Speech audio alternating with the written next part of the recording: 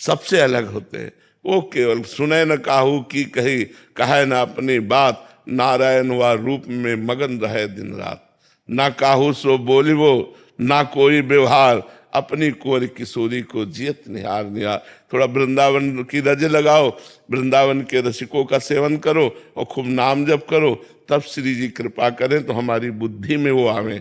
नहीं, वर्णन करने में तो बड़े बड़े महापुरुष भी कांप गए। श्री जी के रूप का वर्णन है। 13 रूप कहते नहीं आवे, जैसे हित हरिवंश कछुक जस गावे। श्री जी के रूप का वर्णन महापुरुषों ने किया, पर वो देखो वर्णन कर रहे हैं। देखो माई सुंदरता की सीमा, ब्रज नव तरुणी कदम्ब नागरी, निरखी करत अधग्रीवा।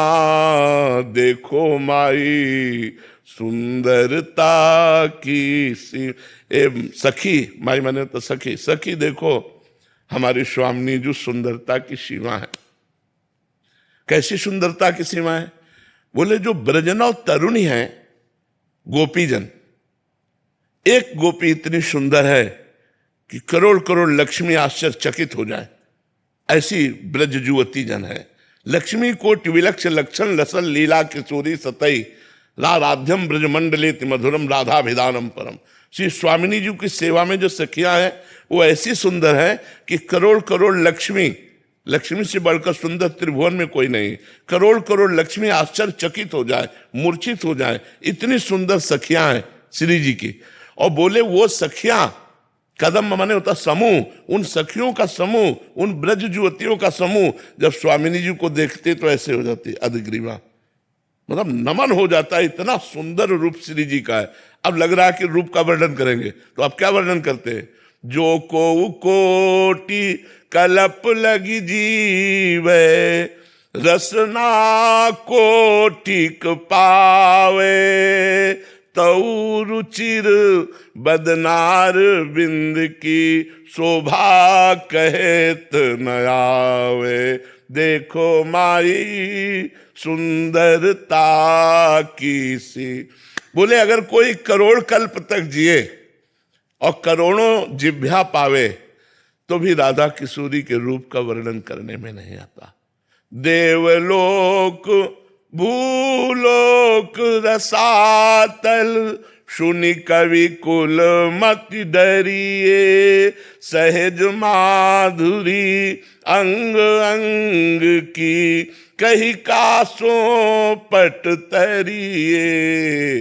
देखो माई सुंदरता की सी। बोले श्री जी कैसी सुंदर है? बोले ना देवलोक में कोई देवांगना अप्सरा ऐसी है, न भूलोक में कोई है, न कोई रसातल में ऐसी है कि जिससे उपमा दी जा सके। सहज माधुरी अंग अंग की ऐसी जो श्री कृष्ण के चित्त को चुराने वाली है।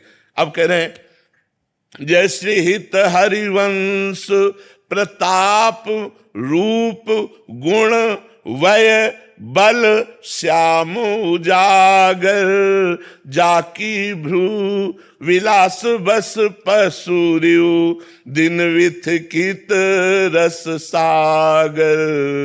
देखो माई सुंदरता की सीमा।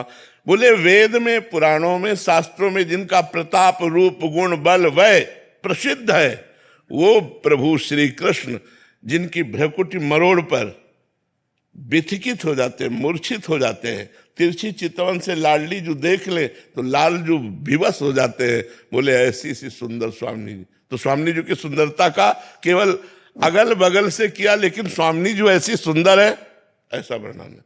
वो तो केवल राधा नाम ही बताएगा। जितना नाम जप करोगे उतने रूप प्रकाशित होता चला जाएगा। अरे जी हम तो श्री जी को रोज देखते हैं, दिन रात देखते हैं। आप ही श्री जी हैं हमारे। वो जब गाती है, गावत सुंदरी हरि सरस धमार, पुलकित खग मृग बहत नवारी, वायु बहना बंद हो जाती है। जितने वृंदावन के पक्षी हैं ये सब मानो मुनि व्रत धर्यो कपोती कोकिला कीर, मौन व्रत धारण करने वाले परमहंस की तरह जब लाडली लाल दोनों गलवहिया देकर गान करते, गावत सुंदरी हरि सरस धमार, पुलकित खग मृग बहत नवार। हम तो उनकी दासी की दासी हैं। हम जो है उनकी दासी की दासी। अभी तुमने स्वामिनी का वैभव कहाँ देखा? अभी तो दासी का वैभव देखा है। दासी का वैभव कहाँ देखा है? फिर स्वामिनी का वैभव। अरे अनंत ब्रह्मांडों के स्वामी जिनके अधीन, लालन तेरे ही अधीन, सुनीली सखी हो साच कहत हो, तू जल है ये मीन। आप जल हो प्यारी जू, और लाल जो मीन है। जैसे मछली जल के बिना नहीं जीवित रह सकती, ऐसे आप नहीं रह सकते। लालन तेरे ही अधीन।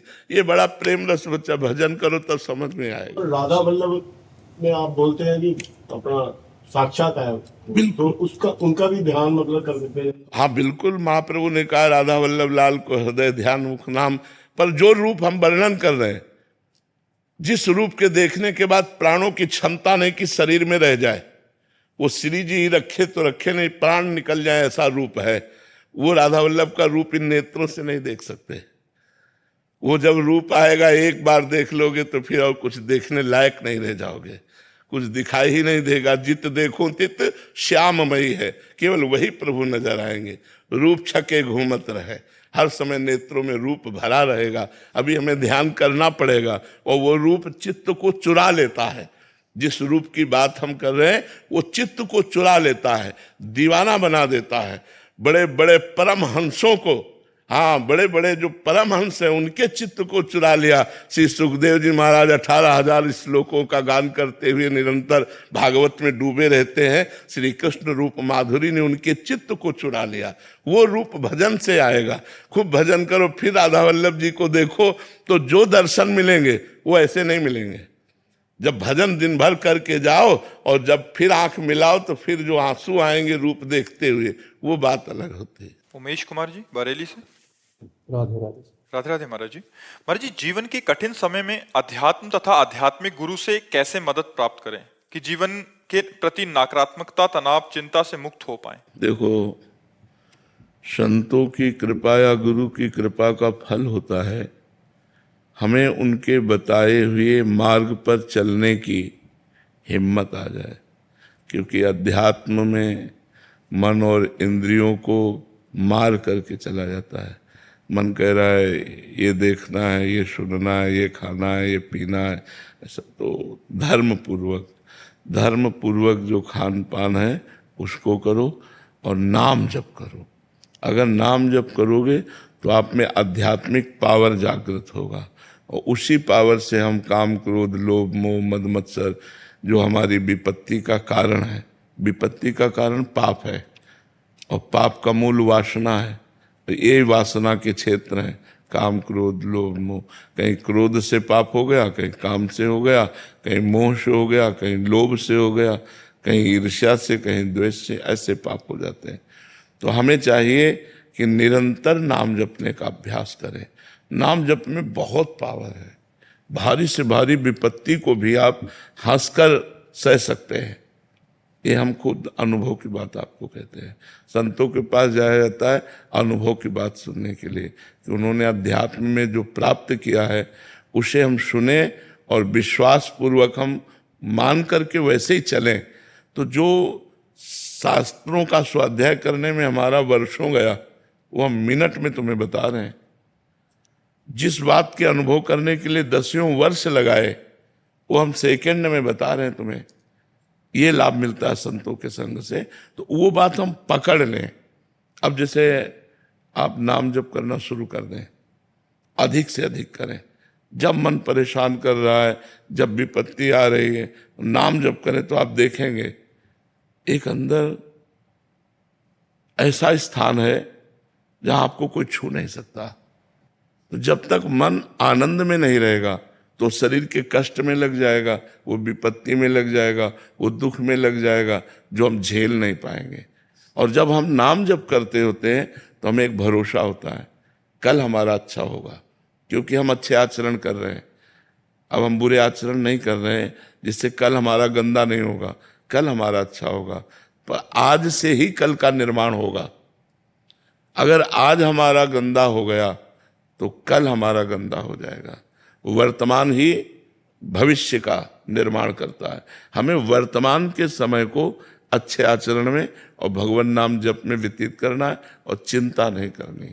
देखो, कोई ऐसा मनुष्य शरीरधारी नहीं है जिसको संघर्ष ना करना पड़े। क्यों?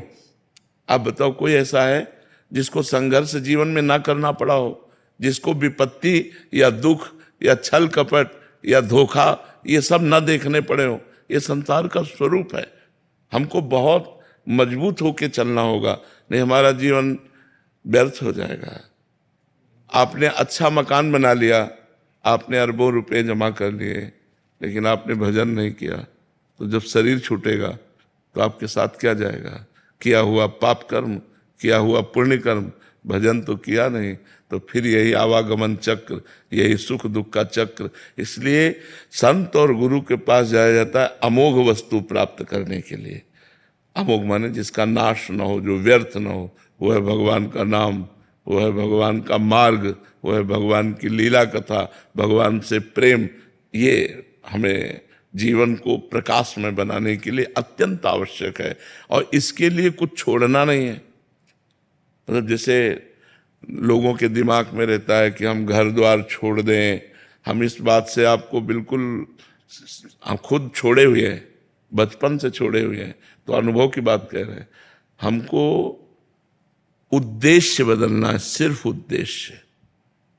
हमको स्थान नहीं बदलना, भेष नहीं बदलना, क्रियाएं नहीं बदलनी। गृहस्थी में अगर हम किसान हैं तो किसानी ही करनी है, व्यापारी हैं तो व्यापारी करना है। हमको उद्देश्य बदल देना है। अगर उद्देश्य धन रहा, मान प्रतिष्ठा रही, तो भेष बदल देने पर भी काम नहीं बनेगा, देश बदल देने पर भी काम नहीं बनेगा। देश और भेष बदलने से भगवान की प्राप्ति नहीं होती, उद्देश्य बदलने से भगवान की प्राप्ति होती है। तो हम नाम जप करें और जो कर्म करें वो अच्छा कर्म करें। ये तुम्हें पता है बुरा कर्म क्या है, बुरा कर्म त्याग कर दें और अच्छा कर्म करें, तो इसी जन्म में हमें आनंद की प्राप्ति हो जाएगी, जिसे आनंद कहते हैं। रुपए में आनंद नहीं है, मकान में आनंद नहीं है, एसी रूम में बैठा हुआ है, निगेटिव चिंतन जल रहा है, पंखा भी नहीं है लेकिन पॉजिटिव चिंतन है, मस्त है। चिंतन पॉजिटिव है, वो मस्त है। तो चिंतन पॉजिटिव कहां से आएगा? बिना अध्यात्म के पॉजिटिव चिंतन थोड़ी होता है, निगेटिव। अध्यात्म इतना बलवान है कि सामने वाला मार रहा है और हम उसका मंगल बना रहे हैं। तुम सुखी रहो, तुम्हें कभी दुख न पहुंचे, भगवान तुम्हें स्वस्थ रख। क्या ये मतलब है? क्या सामने वाला गाली दे रहा है, उसको मारने की चेष्टा कर रहा है और वो उसका मंगल मना रहा है। यह है अध्यात्म। इतना बल है अध्यात्म में कि अपने को अपमानित करने वाला, दुख देने वाला, हम उसको भी सुख देना चाहते हैं। कितना महान हृदय हो जाता है अध्यात्म से। इसलिए हम अध्यात्मवान बने, नाम जप करें। गुरुदेव, नाम जप के समय मन इधर उधर बहुत भागता है। कोई परेशानी नहीं, अगर इधर उधर मन भागेगा, हम भोजन पाएंगे तो पेट भरेगा कि नहीं? ऐसे ही जितना नाम जप कर रहे हैं, एक एक नाम से संसार के प्रति वैराग्य और अपने स्वरूप का ज्ञान और भगवान से प्रेम, ये होता जाएगा। लेकिन अनुभव तभी आता है जब पेट आधा भर जाता है, कई दिन के भूखे हो, फिर अनुभव आता है कि खीर कैसी, हलवा कैसा और रोटी दाल कैसी। जब तक आधा पेट नहीं होता तब तक तो केवल भरने में रहता है, जल्दी जल्दी भर, फिर स्वाद आता है। ऐसे अभी भरो, मन भागे कोई, राधा राधा राधा राधा राधा राधा राधा, 24 घंटे में 12 घंटा भजन होने लगे तो आधा पेट हो गए। फिर आपको स्वाद आएगा, राधा नाम सुधा रसम रसी तुम जिह्वास्त में विह्वला, आंसू गिरने लगे, राधा राधा, रोमांच होने लगेगा। जो चाहोगे वो कर सकते हो, आपके पास धन है, परम धन राधा नाम आधार, जो चाहोगे कर सकते हो आप। मतलब हम आपको सबको विश्वास दिलाते हैं कि भगवान नाम जरूर जप करो, नाम जप से ही तुम्हारा मंगल होगा। कष्ट के साथ आनंद, ये अध्यात्म अनुभव कराता है। तेरा किया मीठा लागे, ये केवल अध्यात्म अनुभव कराता है, नहीं तो आदमी विचलित हो जाता है। बहुत कष्ट है संसार में, आप देखो ना, बहुत कष्ट है। सब कुछ मेहनत करके किया, इसके बाद हम मर रहे हैं, सब छूट रहा है। अब फिर अगला जन्म, फिर पढ़ाई लिखाई, फिर में, यार कब तक चलता रहेगा? कब तक चलता है? कोई स्थायी बात तो बने। अपना स्थायी नहीं, अपना ट्रांसफर वाले हैं। सरकारी ट्रांसफर आया तो छोड़ो शरीर, छोड़ो घर, छोड़ो पत्नी, छोड़ो पुत्र, छोड़ो बैंक बैलेंस नया, अब पता नहीं सुअर बने कि कुत्ता बने कि पशु बने कि पक्षी बने, क्या बने कुछ पता नहीं। इसलिए नाम जप करो, भगवत कथा सुनो, संत संग करो, अच्छे आचरण करो, जिससे तुम्हारा मंगल हो जाएगा। गोपा चंद्र जी। जय श्री अरविंद। महाराज जी, भगवतानंद अनुभूति, लीला में प्रवेश अनुभूति, समाधि की अनुभूति, ब्रह्मानंद की अनुभूति क्या है और इसे क्या शब्दों में? यह अलग अलग मार्गों से है। आप जो उच्चारण किए, अष्टांग योग से समाधि का अनुभव होता है और वेदांत से आत्मस्वरूप ब्रह्मबोध अनुभव होता है, और श्री कृष्ण चरणानुरागियों के संग से, शरणागति से वैष्णवजनों को भगवान की लीला रस का रसास्वादन होता है, भगवान की नित्य लीला में प्रवेश होता है। ये आपने अलग अलग अष्टांग योग और सांख्य योग और भक्ति योग, ये तीनों के अलग अलग परिणामों को आपने वर्णन किया।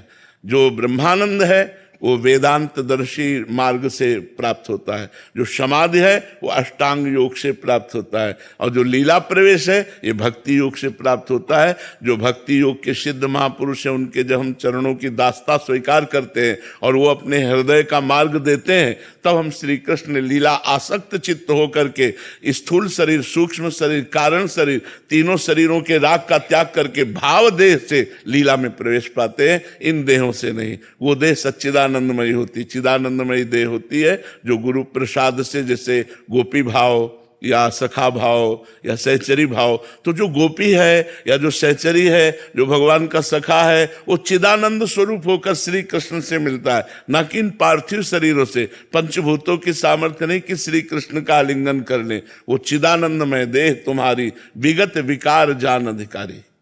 महाराज जी, अगर क्या ब्रह्म ज्ञान ना हो तो वो, अगर वो व्यक्ति स्वयं को अहम ब्रह्मास्मि बोलना चाहे तो अहम ब्रह्मास्मि का ये गलत है? प्रधानमंत्री कहने से तुम्हें कोई प्रधानमंत्री मान लेगा क्या? पावर भी तो होना चाहिए ना, समझ रहे हो कि लिए तो भाई, इसीलिए सदगुरु की महिमा है कि पावरफुल सदगुरुदेव का आश्रय ले और उनसे अनुसंधान करे।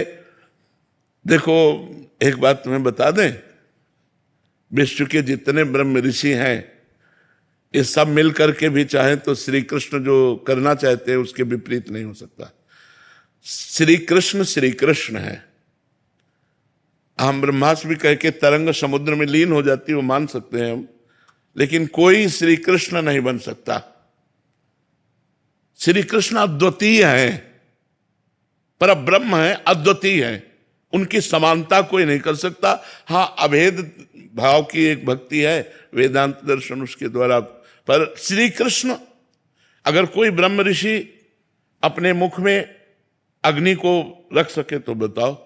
मुंजाटवी में आग लगी, भगवान श्री कृष्ण बाल गोविंद ने पूरी आग को अपने मुंह में रख लिया, अपने सखाओं से कहा आंख मूंद लो, पूरी आग को पी गए। कालिया का जहर भया दह कूद करके उसका मर्दन करके रमणक द्वीप भेजा। कुछ 7 दिन 7 रात 7 वर्ष के गोपाल जी ने ऐसे गिरिराज धारण किया। कोई भगवान के जैसा नहीं हो सकता। भगवत भाव करके हम भगवान में लीन हो सकते, जैसे तरंग समुद्र में लीन हो गई। लेकिन समुद्र से ऐसी करोड़ों तरंगें निकलती हैं, लेकिन तरंग से समुद्र नहीं निकल सकता। श्री कृष्ण के प्रताप से करोड़ों महापुरुष हो सकते हैं, लेकिन श्री कृष्ण है, वो अद्वितीय है, उनके जैसा कोई है नहीं। प्रकृति का परिवर्तन कर सकते हो, हमारे श्री कृष्ण ने जो विधान प्रकृति का रच दिया उसी के अंतर्गत आपको सहना पड़ेगा। हाँ, ये भाव है, इस भाव के द्वारा अभेद श्री कृष्णात्मक, अभेद एकत्व में श्री कृष्ण में लीन हो गए, क्योंकि वही परब्रह्म की स्थापना है। वो बात गुरुजनों से सीखे जाके, जो जिस मार्ग का अनुयायी है उस मार्ग में चले। भगवान ने सांख्य योग, अष्टांग योग, कर्म योग, भक्ति योग, इनकी स्थापना इसीलिए की है कि अलग अलग भाव वाले लोग अलग अलग भाव से उपासना करके उन्हीं भगवान श्री कृष्ण को प्राप्त होते हैं। ज्ञानी लोग जिन्हें ब्रह्म कहते हैं, योगी जिन्हें परमात्मा कहते हैं, भक्त जिन्हें भगवान कहते हैं, प्रेमी जिन्हें अपना लाडला कहते हैं, वो वही है, दूसरा कोई नहीं। तत्व एक है, एको ब्रह्म द्वितीयो नास्ति, वही है। पर ऐसे हम शुरू कर दें कि हम ब्रह्मास्मि, तो ऐसे नहीं। गुरु की चरण, शास्त्रीय आदेश है, महापुरुषों के शरण में जाए, उनसे ज्ञान योग का मार्ग सीखे और फिर उसके अनुसार चले, और भगवान कृपा करें तो वो सिद्धि को प्राप्त हो। जो निर्विघ्न मार्ग निर्वाह कर लिया जाए, वो कैवल्य परम पद प्राप्त कर लेता है। श्री कृष्ण की सेवा मात्र में इतना सुख है कि दीयमानम न ग्रहणंति विना मत सेवनम जना। ये बड़े बड़े मोक्ष कैवल्यादि देने पर भी भक्त स्वीकार नहीं करता। भगवान की चरण दासता में वो सुख है। तो हमें लगता है कलयुग है, अहम ब्रह्मास्मि तो सिद्ध होना बड़ा कठिन है। हमें लगता है कि अगर श्री कृष्ण दासत्व ले लिया जाए, प्रिया जी का दासत्व ले लिया जाए तो पार हो जाएंगे। क्योंकि करो सदा तिनके रखवारी, जिम बालक राखे महतारी। इसमें भगवान रक्षा करते हैं और ज्ञान में स्वयं आप ब्रह्म हैं। तो जो ज्ञानिन कर चित अपरई बरियाई विमोह बस करे। माया इतनी विचित्र है, इतनी प्रचंड है कि शिव विरंची का मोह है को है बपुराण। तो हमें लगता है बच्चा कृष्ण कृष्ण कहो, राधा राधा कहो, प्रभु की दास्ता में रहो, प्रभु की कथा सुनो, प्रभु का चिंतन करो, प्रभु के भक्तों की शरण में रहो, तो हमें लगता है पार हो जाओगे माया से। ब्रह्म चिंतन बहुत कठिन हो गया है। ऐसा नहीं वो मार्ग है, मानते मार्ग है, लेकिन बहुत कठिन है बच्चा। जो निर्विघ्न पंथ निर्वाही सो कैवल्य परम पद लाई। यहाँ हम छोटी छोटी चीजों में तो आसक्त हो जाते हैं।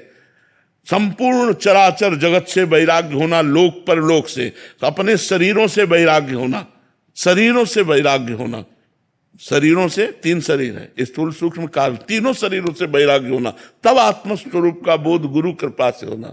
ये बड़ा कठिन मार्ग है। हमें लगता है अगर राधा राधा कृष्ण कृष्ण कहे तो अभी प्राण निकल जाए तो अभी परम पद मिल जाएगा।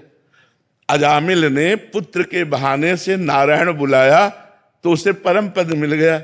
जीवन भर गलत आचरणों में रहा, लेकिन अंतिम समय नारायण भगवान का मंगलमय नाम निकल गया। तो हमें लगता है कि कलयुग में नाम महाराज की जय है, इसलिए नाम को पकड़ लो तो मंगल हो जाएगा। हरे नामयु हरे नामयु हरे नामयु केवलम कलौ नास्ते नास्ते नास्ते गति अन्यथा। तो चाहे राधा बोलो, शिव बोलो, राम बोलो, हमारी दृष्टि में सब एक ही है, वही हरि है, उन्हीं के विविध नाम है। जो नाम प्रिय लगे खूब जपो, मंगल हो जाएगा। राधा रानी की अनन्य भक्ति, आपका प्रेम हमेशा बनाए रहे महाराज जी, यही चाहते हैं जीवन में। जीवन का सार भी यही है। हाँ जीवन, पर इसमें आवश्यकता है, आपने एक शब्द कहा अनन्य, अन्य ना। बस साधु का जीवन तभी चमकता है जब अन्य ना हो, कोई संबंध ना हो और कोई अपना कहलाने वाला ना हो। पूरे जीवन में सावधानी रखनी होती है साधुता में कि कोई अपना कहलाने वाला ना हो। लोग आपको लाखों अपना कहें, आपके दिल में कोई अपना नहीं होना चाहिए, केवल श्री जी के सिवा। अगर कहीं ऐसी चूक हो जाती है कि हम किसी को अपना मान लेते हैं तो धोखा के सिवा, अशांति के सिवा, अपमान के सिवा, भगवद विमुखता के सिवा कुछ छात नहीं लगता है। इसलिए क्योंकि ठाकुर जी अपना रहने नहीं देंगे। आप शरणागत हैं तो आपको फंसने नहीं देंगे, वो आपको दिखाएंगे कि अपना कोई नहीं है। पर बहुत समय नष्ट हो जाता है और बहुत चिंतन नष्ट होता है। इसलिए हमें चाहिए अनन्य, अन्य ना।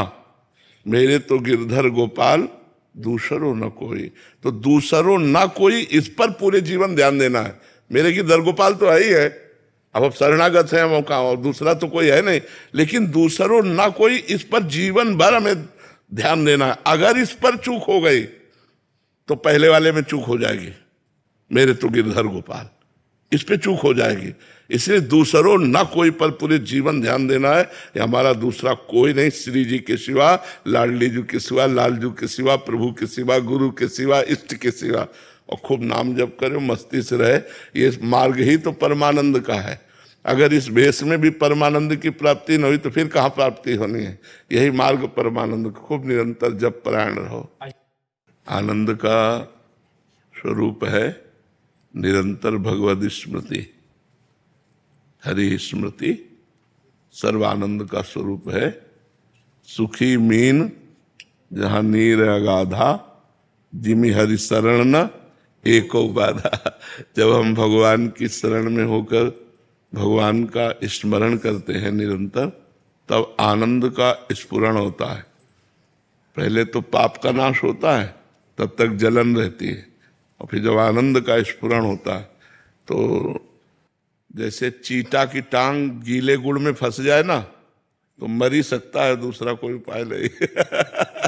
ऐसे ही मन प्रभु में फंस जाता है तो मन मर जाता है।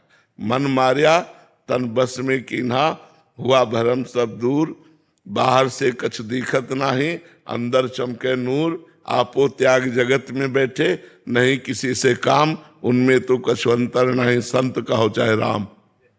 वो भगवत स्वरूप हो जाते हैं जिनका सतत स्मरण चलता है। जो भगवत स्मरण परायण है वही धन्य है, और जो भगवत स्मरण में त्रुटि है वही हमारी कमी, हमको दूर करना चाहिए। अखंड भगवत स्मृति, निरंतर भगवत स्मृति, अव्यावृत भजनात्, तैल धारावत भजन, यही जीवन का सार है। सब शास्त्रों और सब महापुरुषों से सम्मत ये बात है कि किसी को कुछ मिला है तो स्मृति है। देखो पूरी गीता जी सुनने के बाद अर्जुन जी को क्या मिला? नष्टो मोहा स्मृतिर लब्ध्वा त्वत्प्रसादान मयाच्युता। हे गोविंद, हे अच्युत, आपकी कृपा से अब मोह का नाश हो गया और स्मृति प्राप्त हो गई। भगवान ने प्रारंभ में कहा था मामुनिस्मर युद्ध च, तो कई प्रश्न खड़े कर दिए। जब सब प्रश्नों का समाधान हुआ तो उत्तर में वही बोले नष्टो मोहा स्मृति लब्धा। स्मृति ही संपूर्ण शास्त्रों का सार है। तो आप लोग तो सब भाई जी पूज्य राधा बाबा के कृपा पात्र हैं। जो आश्रय में वो सब कृपा पात्र है। हम लोग जैसे आश्रय में है ना, तो आश्रित जन कृपा पात्र ही कहे जाते हैं। मिले हो या ना मिले हो, वो मिले ही हैं, वो कभी दूर नहीं है। उनकी वाणी के अनुसार चला जाए तो हम आज भी उनके संग हैं, हर समय संग हैं। पूज्य भाई जी और पूज्य बाबा, नाम, दोनों महापुरुषों का जीवन आप जब सूक्ष्मता से जांच करोगे तो नाम मिलेगा। नाम ही क्रम बाई क्रम जो अध्यात्म की ऊंचाइयां हैं उस पे बाबा को और भाई जी को, दोनों को उसी नाम। भाई जी की बात को पकड़ने के लिए पावर चाहिए था, वो नाम से बाबा ने एकत्रित किया। भाई जी को जो पावर प्रकाशित हुआ वो तो अवतारी पुरुष है, वो नाम की लीला करते हैं। बकाया नाम ही उनका अनुभव है। उन्होंने यही कहा मेरी प्रथम और आखिरी अंतिम यही अनुभूति है कि नाम जब किया जाए निर्वाह भगवान करेंगे और निश्चित भगवत प्राप्ति होगी। तो भगवत स्मृति, उठते बैठते चलते फिरते खाते पीते सोते जागते हर समय नाम भगवान का यदि हमारी जिह्वा में संस्पर्श है तो हमें भगवत प्राप्ति निश्चित होगी। और ये महापुरुषों का, सब महापुरुषों का, सब साधन कर यह फल सुंदर, प्रभुपद पंकज प्रीति निरंतर। सब साधना का सुंदर फल है। बैठे हैं अंदर ही अंदर भगवान की रूप माधुरी, गुण माधुरी, लीला माधुरी का चिंतन कर रहे हैं, नाम जप कर रहे हैं। तो जो हमारा स्वरूप है वो इसी से ढका हुआ है, त्रिगुण माया से, सतोगुण रजोगुण तमोगुण। जब नाम जप करते हैं, नाम गुणातीत है तो जीव की वृत्ति गुणातीत कर देता है। जो ही गुणातीत हुआ तो अपने स्वरूप का बोध हो जाता है। जैसे भक्ति में मैं सखा हूँ, मैं गोपी हूँ, मैं सहचरी हूँ, और ज्ञान में आत्मस्वरूप का बोध। बिना स्वरूप बोध हुए वो माया मुक्त नहीं कहा जा सकता। स्वरूप बोध नाम ही करवाता है। देखो भगवत रूप माधुरी जब झलकने लगती है ना, जैसे दर्पण में अपना प्रतिबिंब दिखाई देता है, ऐसे भगवत रूप माधुरी का अवलोकन करते ही स्वरूप बोध हो जाता है। मम दर्शन फल परम अनूपा, जीव पाव निज सहज स्वरूपा। जीव को सहज स्वरूप की प्राप्ति हो जाती जो हमारा है। इसलिए खूब नाम जप कीजिए और हमें भी आशीर्वाद दीजिए कि नाम में प्रीति हो। रेखा जी कुरुक्षेत्र से। श्री हरिवंश गुरुदेव भगवान। गुरुदेव भगवान, आपके श्री मुख से सुना है कि शरणागत को श्री जी का चिंतन करना चाहिए, ना कि चिंता करनी चाहिए। गुरुदेव भगवान, इस शरीर के बच्चे नव किशोर अवस्था की तरफ जा रहे हैं, न चाहते हुए भी उनकी चिंता हो जाती है महाराज जी। ऐसे में शरणागति कैसे सुदृढ़ करें महाराज जी? चिंता हो जाना शरणागति में कलंक नहीं है। भगवान की सेवा मान करके हम कर रहे हैं ना, वो आपके पुत्र केवल निमित्त मात्र के हैं, तो भगवान के जन ना। भगवान ने दिया है आपको सेवा, तो अब जो भगवान ने सेवा दी, तो जैसे हम ठाकुर जी घर में विराजमान होते हैं तो हमें चिंता होती है, ठाकुर जी को बाल भोग लगाना है, ठाकुर जी को स्नान कराना है, अभी ठाकुर जी को श्रृंगार करना है, अब हमारे पास समय नहीं, ठाकुर जी को राजभोग पवाना है, दोपहर का भोग पवाना है। ऐसे हम बच्चों की सेवा करते हैं। उस शरणागति में कोई निंदनीय बात थोड़ी। पति की सेवा करना, बच्चों की सेवा करना, परिवार की सेवा करना, राष्ट्र की सेवा करना, ये सब भगवान की भक्ति है। हम लोगों ने भगवान की भक्ति को एक छोटा सा क्षेत्र मान रखा है कि वो बस मंदिर में जो भगवान विराजमान है या घर में जो मंदिर में विराजमान है वो आरती पूजा करना, भोग लगाना, बस इतना ही केवल भक्ति है। सही माने में पूछो तो वो भक्ति का एक अंग है। जो राष्ट्र सेवा में है, जो समाज सेवा में है, जो अपने कर्तव्यों का पालन करें, वो सब भक्ति है। भक्ति अगर वो कार्य भगवान के लिए किया जाए तो हमारा अंतःकरण जो है, देखो क्रिया और उद्देश्य बहुत सूक्ष्म है, अध्यात्म तभी समझ पाओगे। क्रिया और उद्देश्य, अगर उद्देश्य में अंतर है तो क्रिया भागवतिक होने पर भी संसारिक है। तो उद्देश्य संसारिक होने के कारण क्रिया भागवतिक थी पर वो भागवतिक नहीं रही। अब हम मेहनत कर रहे हैं, किसानी कर रहे हैं, व्यापार कर रहे हैं, क्रिया सांसारिक है। और उद्देश्य है कि अगर 100 रुपया मिलेंगे तो 90 में अपने घर का काम चलाएंगे और 10 रुपया किसी गरीब की सेवा में लगा देंगे। वो भजन बन गया, वो भक्ति बन गई। क्रिया सांसारिक थी, उद्देश्य भागवतिक हुआ, बात बन गई।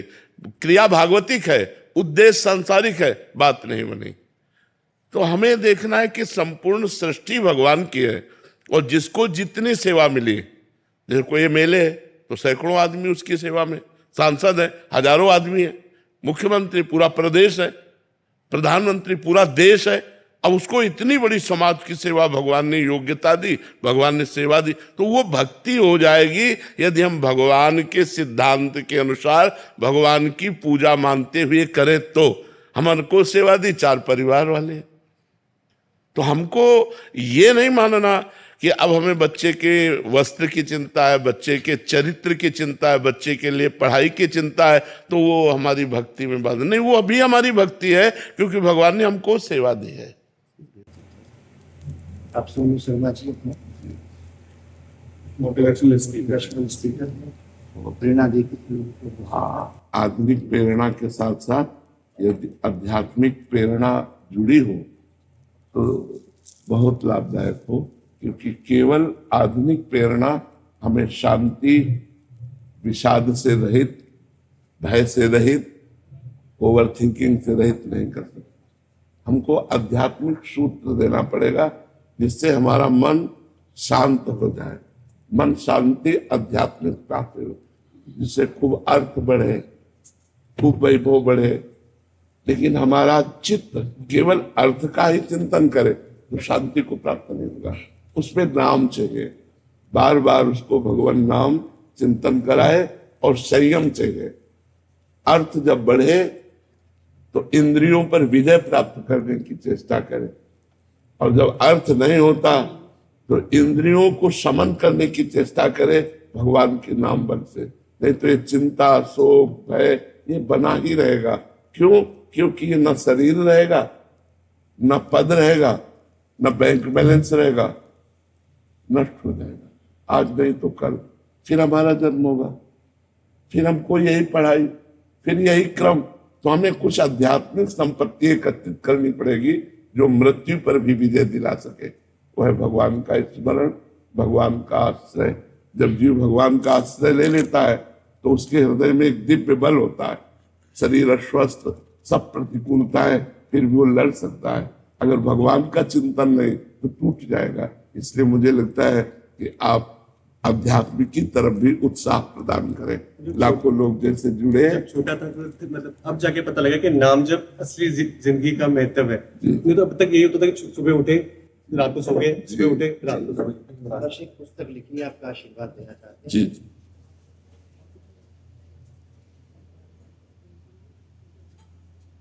पहला ही शब्द जो हमें मिला, दैव दैव आलसी पुकारा। ये तो बड़ी बात, हमें आलस्यवान रहना, हमें तत्पर रहना। बहुत सुंदर, बहुत सुंदर। हाँ, वही तो हम कह रहे हैं।